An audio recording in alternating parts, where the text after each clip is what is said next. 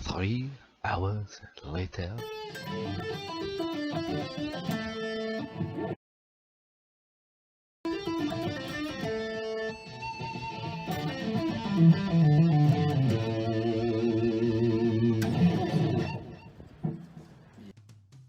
This is Kurt with Axtreme-Guitar, and I've just been working on a new lick that you can practice as well. It's not the easiest one to work with. It's something that I would consider more intermediate.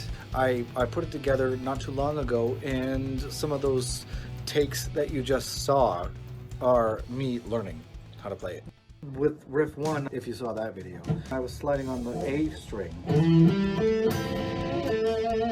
But with this one, I'm going to be sliding on the D string. So I slide from the 5th fret just like riff 1. I'm on the D string this time though. And I'm going to slide up. And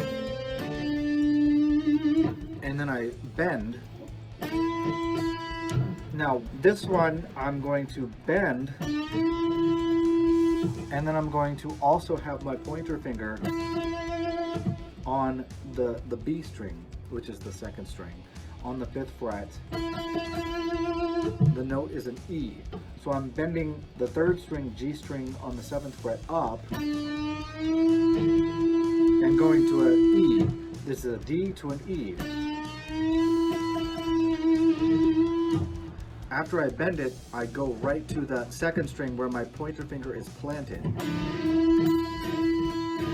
If you hit them both at the same time, you get this sound. And that's fine too. This is a little bit more advanced of a technique, and it's not the easiest thing to catch. So if you have to watch this video multiple times to get it, that's perfectly fine. It's something that you can work on over time. So again, if I'm starting it off, I do the slide. Now, this is how I do it. You might do it a little bit different yourself. As soon as I do the slide and climb, my pointer finger is already placed on the 5th fret as I'm starting to do that bend. You may not hear that 5th fret on the B string because you're going to be more focused on the bend, but it's there so that I can hit it next. So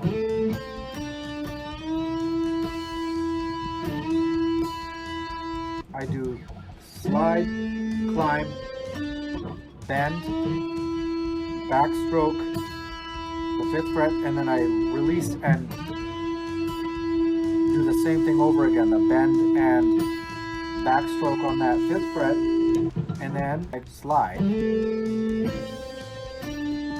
bend, backstroke, release, bend, and the next piece is this pinky hanging over here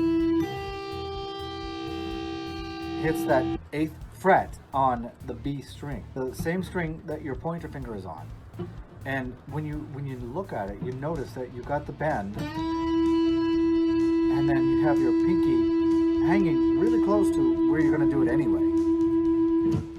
And by the way, just a recap, in the previous video, I was telling you if you're going to bend and you need to, you can use your middle finger or any other finger. I'm using my ring finger to bend the note. This is the one that actually matters, the ring finger. But I'm using my middle finger on the 6th fret on that string that I'm bending so that I can bend it easier. And then I add my pinky.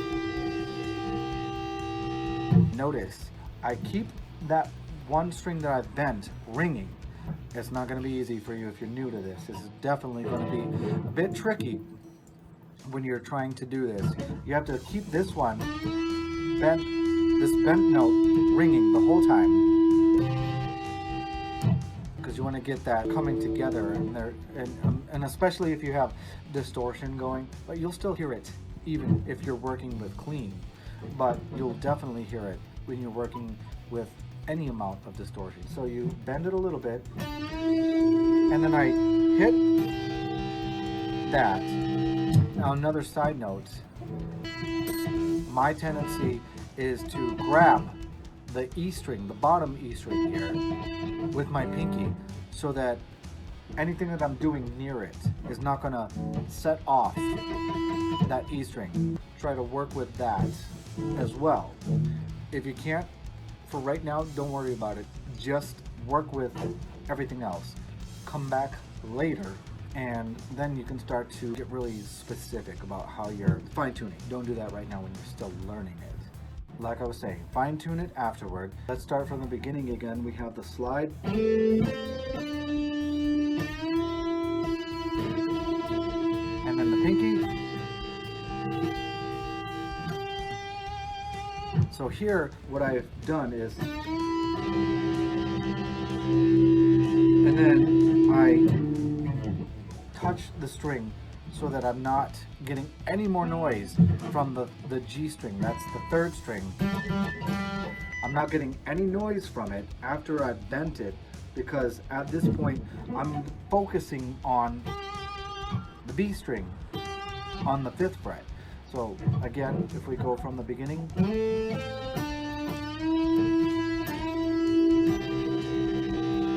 and then I deaden it,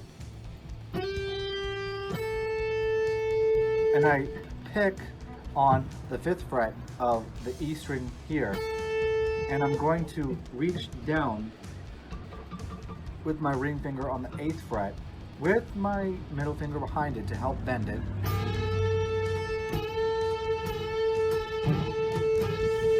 And if you didn't notice already, I'm doing both of them at the same time. This is going to be tricky. If you're brand new, this is not likely going to be ideal for you to be working with. But I am all for letting you go for as much as you can. Give it a try. At least you will know where your hands are supposed to go, where your fingers are supposed to go. And over time, you can goal shoot being able to do it.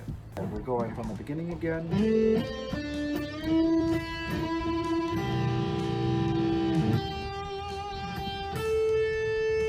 And then I bend the 8th fret of the B string. And I'm doing this alternate picking thing. I bend and I hit them both so you get that sound. And I come back up hitting the 5th fret of the E string. And then from there, I'm going to do this pull off.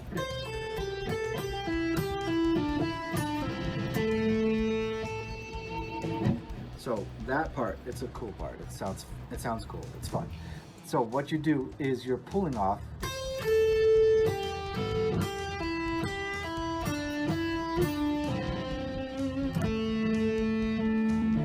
It's not always easy to get that harmonic, and I'll explain that.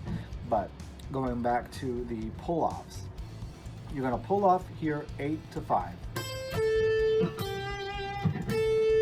8 on the B string, and then back to 5 on the E string, and then 8, and then 5 on the B string, and then 8 on the B string, and then 5 on the B string, and then 7 on the G string, and then 5 on the G string, and then 7 again on the G string, and then 5 G string, and then 7th fret on the D string. You want to get a good hit of that one so that you can get that harmonic. Now, when you're doing that descent,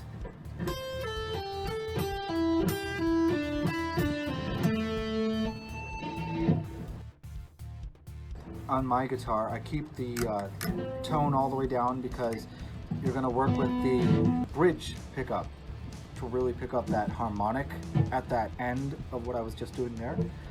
So you have the pull off. You have to hit it just right on the 12th fret. But if you rewind the video to go over the hammer on pull off like I was just doing.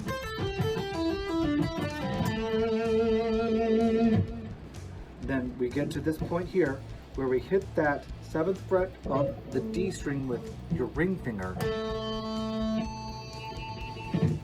Then you just very lightly, literally very lightly, touch the 12th fret of your guitar. So I'm on the 7th fret of the D string here. This is the note that you should hear. So even forgetting doing the rest of that descent, don't even worry about that. Just worry about doing this note here. So you pick that note. I'm at the 12th fret to hit that harmonic. You have the 12th fret, and on my guitar, you may not be able to see it here, it says classic on there. Typically on most guitars, you'll have a double dot in the 12th fret. On the neck over here, there's the double dots here, so you can see that this is the 12th fret. Now, whether you're playing an electric or acoustic, you can get harmonics. You don't press down like you're barring like that. You actually very gently touch each of the strings. Now, the trick too with this is you're going to hit the very bottom bar of the fret, the actual 12th fret. So usually when you're fretting, you want to get in between the two frets.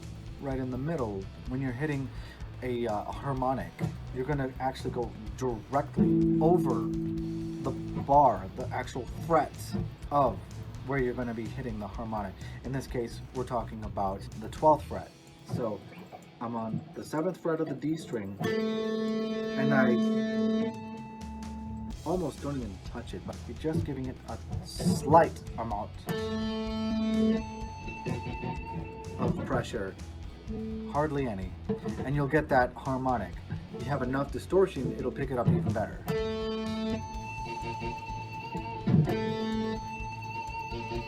So that's where it can get really fun. So we have it from the top again is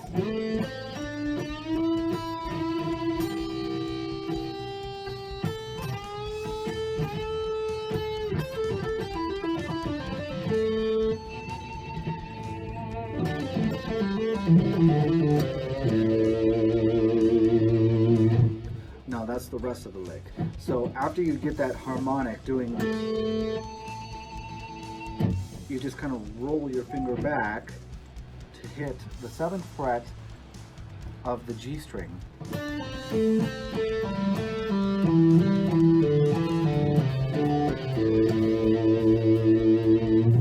You're just following the pattern down. This video would be 15 minutes longer if I went through every single step, but I'm trying to do a quick overview of what this lick is. It's fun, and there will be more like it. So hopefully that is helpful to you. We've got a lot of time on our hands with the current situation, so stay safe and make the most of your time, and I'll see you next time.